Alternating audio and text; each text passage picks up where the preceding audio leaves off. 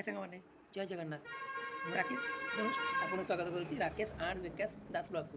ଚାଲନ୍ତୁ ଷ୍ଟାର୍ଟ କରିବା ଆଜିର ବ୍ଲଗ୍। ଶୀତ ଦିନ ପୁରା ଷ୍ଟାର୍ଟ ହେଇଯାଇଛି, କେତେ ଜୋରସେ ମାନେ କୁହୁଡ଼ି ପଡ଼ିଛି, ପୁରା କୁହୁଡ଼ି ଜୋର ଦେଖନ୍ତୁ, ପୁରା ମାନେ ସୂର୍ଯ୍ୟ ଦେଖନ୍ତୁ ପୁରା ମାନେ ଉଦୟ ହେଇସାରିଲାଣି, ପୁରା ଖରା ଟିକେ ଟିକେ ପଡ଼ିଲାଣି। ଆଉ ଶୀତ ଦିନେ ତ ଜାଣିଛନ୍ତି ଗାଁ ଗହଳିରେ ମାନେ ଶୀତ ଦିନ ମାନେ ନିଆଁ ପୋଇଁବା ଷ୍ଟାର୍ଟ ହେବ। ଶୀତ ଦିନେ ପୁରା ନିଆଁ ପୋଇଁବାଟା ମାନେ ଗାଁ ଲୋକ ପୁରା ମାନେ ଜାଣିଥିବେ, ଯିଏ ଗାଁରେ ରହୁଥିବେ ସେମାନେ ଜାଣିଥିବେ। ଦେଖନ୍ତୁ ଏଠି ବିକାଶ ଆଉ ମୁଁ ଦୁଇ ଜଣ ନିଆଁ ପୋଇଁଛୁ, ଲଗେଇ ପଳାଉଛୁ। ଦେଖନ୍ତୁ ଶୀତ ଦିନେ ମାନେ ନିଆଁ ପୋଇଁବାର ମଜା କିଛି ଅଲଗା। ଗାଁ ଗହଳିରେ ଶୀତ ଦିନେ ମାନେ ସକାଳୁ ଆଗ ଚିନ୍ତା ଥିବ କେମିତି ଟିକେ ମାନେ ନିଆଁ ପୋଇଁଲେ ନିଆଁ ପୋଇଁର ଦିନଟା ଷ୍ଟାର୍ଟ ହେବ। ଏପଟେ ଦେଖନ୍ତୁ ବୋଉ ତାର ଗାଧେଇ ଆସିକି ଚଉରା ପୂଜା ଆରମ୍ଭ କରିଦେଇଛି। ଚଉରା ମାନେ ଚଉରା ପୂଜା କରୁଛି, ଚଉରା ପୂଜା କରୁଛି। ସେ ତାର ସକାଳୁ ଗାଧେଇକି ଆସିକି, ତା ଦେହ ଖରାପ ତଥାପି ସେ ତାର ପୂଜାରେ ଲାଗିଛି। ସେପଟେ ଆମର କଣ ବେଲ ଗଛ, ଅଁଳା ଗଛ ଏସବୁ ଅଛି, ସେଥିରେ ସବୁ ପାଣି ଦେଉଛି ସକାଳୁ। ଏବେ ଦିନ 9:30 ହେଇଛି, ମୁଁ ପୁରା ଗାଧେଇ ପଳାଇଥିଲି। ଶୀତ ଦିନେ ସବୁଠୁ ବଡ଼ କାମ ହେଲା ଗାଧେଇବା। ଗାଧୁଆ ସରିଲା, ଚାଲନ୍ତୁ ତେବେ ଦେଖିବା କ'ଣ କ'ଣ ଚାଲିଛି।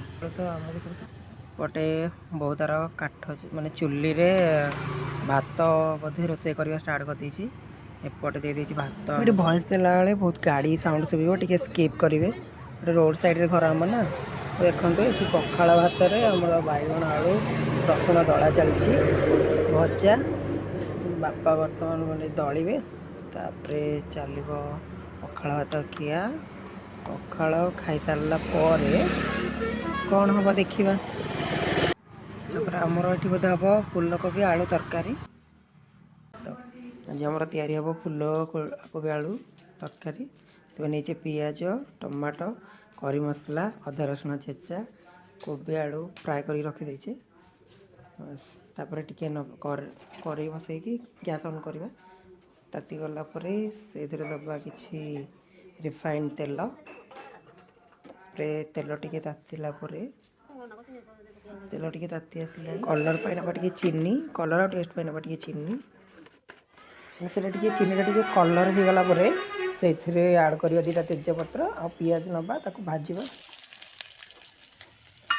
ତାପରେ ସେଇଥିରେ ଦେବା ଅଦା ରସୁଣ ଯେଉଁ ଛେଚି ରଖିଥିଲେ ଆମେ, ଗ୍ରାଇଣ୍ଡିଙ୍ଗ କଲେ ହେବ ଛେଚା। ତାପରେ ସ୍ୱାଦ ଅନୁସାରେ ଲୁଣ,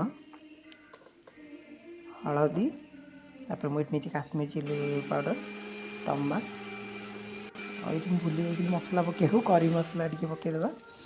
ତାପରେ ସେତିକି ବାସ୍, ଆମର ବେଶୀ ମସଲା ନୁହଁ, ଏତିକି ମସଲାରେ ହେଇଯାଏ।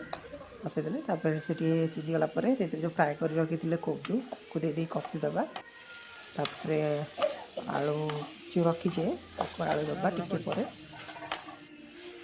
ବାସ୍ ଆଳୁ ଦେଇକି ବାସ୍ ପାଣି ଦେଇକି ତାପରେ ଘୋଡ଼େଇ ଦେବା। ଦେଖନ୍ତୁ ପୁରା ଫୁଟି ସାରିଛି। ଆଉ ଆମର ବେଶୀ ମସଲା ଦିଏନି ନା, ସେଥିପାଇଁ ବେଶୀ କଲର୍ ଦେଖାଯାଏନି, ଏମିତି ହେଇଯାଏ। ଏଇଟା ଥିଲା ମୋର ଫାର୍ଷ୍ଟ ବ୍ଲଗ୍ କେମିତି କରନ୍ତି ତ ମୁଁ ଜାଣିନି, ବାସ୍ ଷ୍ଟାର୍ଟ କରିଛି। ଆପଣମାନଙ୍କୁ ଯଦି ଭଲ ଲାଗେ ତାହେଲେ ଲାଇକ୍, ସେୟାର ଆଉ ସବସ୍କ୍ରାଇବ୍ କରିବାକୁ ଯେମିତି ଭୁଲିବେନି। ହଁ, ଆଉ କମେଣ୍ଟ ବି କରିବେ, ମାନେ ଭଲ ଲାଗୁଛି ନା ଭଲ ଲାଗୁନି। ଜୟ ଜଗନ୍ନାଥ।